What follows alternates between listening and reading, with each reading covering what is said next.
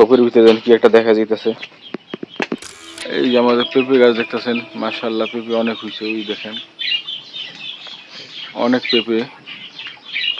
আসসালামু আলাইকুম। ঈদের 2 দিন পরে আজকে বৃষ্টি আসছিল। বৃষ্টিতে আমাদের পাশের এই ক্ষেতগুলো দেখেন কি সুন্দর ভিজে গেছে পানিতে।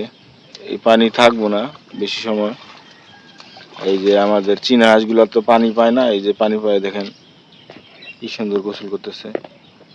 আমাদের বাকি চীনা হাঁসগুলো যা ছিল সবগুলা চুরি হয়ে গেছে, আর একটা অসুস্থ ছিল, এই জন্য ওইটা কাটা ফেলানো হয়েছে। আর চীনা হাঁসের বাচ্চা যেগুলা ছিল ওইগুলাতে প্রায় 12টার ভিতরে এখন 3টা আছে, আর বাকিগুলা সব মারা গেছিল। তো আসেন আজকে অন্য কিছু আপনাদেরকে দেখাই। ওই যে ওখানে আমার ওদের মুরগিও আছে, আরো মুরগি আছে, এগুলা ওই ভিতরে জঙ্গল আছে ওইখানে গেছে। এই দেখেন আমাদের এই যে এই দেখেন আমাদের চিচিঙ্গা, মাশাআল্লাহ অনেক চিচিঙ্গা হয়েছে। এই যে দেখতে পাচ্ছেন আপনারা, চিচিঙ্গার অভাব নাই। এই ঝোপঝাড়ের ভিতরে যেখানে দেখবেন খালি চিচিঙ্গা চিচিঙ্গা।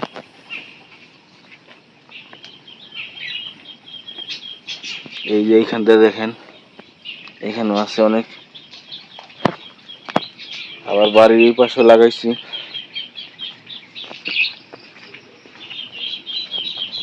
এই দেখেন চিচিঙ্গা, আর আমরা তো উঠায় খাইতেই আছি। আর আজকে দেরি করে আমাদের হাঁস মুরগিগুলোকে ছাড়া হয়েছিল বৃষ্টির কারণে। ওই দেখেন খোপের ভিতরে কি একটা দেখা যাইতেছে। এই যে ডিম দেখেন, ওই যে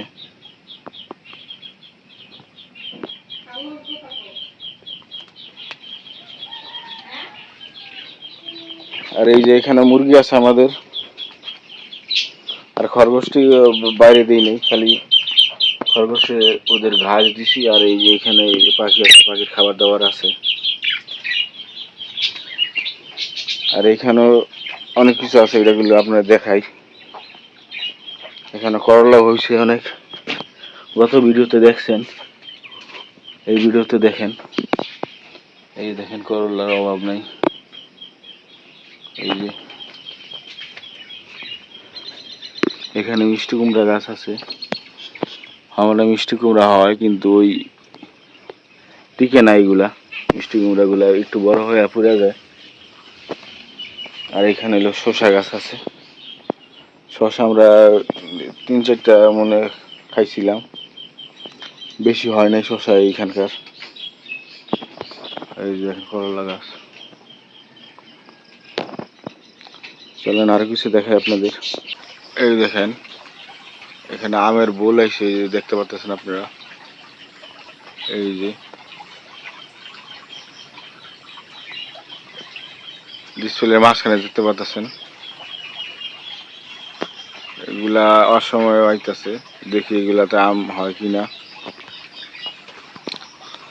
আর এখানে দিয়ে আমাদের বাড়ির পিছনে দিয়ে যে পানি যাইতেছে,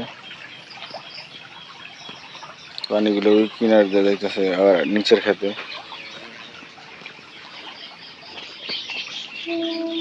তো আজকের মতো এইখানেই। বেশ একটা এই ঝড় বৃষ্টিতে বেশ একটা ক্ষয়ক্ষতি হয় নাই। এই যে আমাদের পেঁপে গাছ দেখতেছেন, মাশাআল্লাহ পেঁপে অনেক হয়েছে। ওই দেখেন অনেক পেঁপে। এগুলা দিয়ে আমরা হয়তো তরকারি রান্না করা হইব কাঁচা সবজি হিসাবে।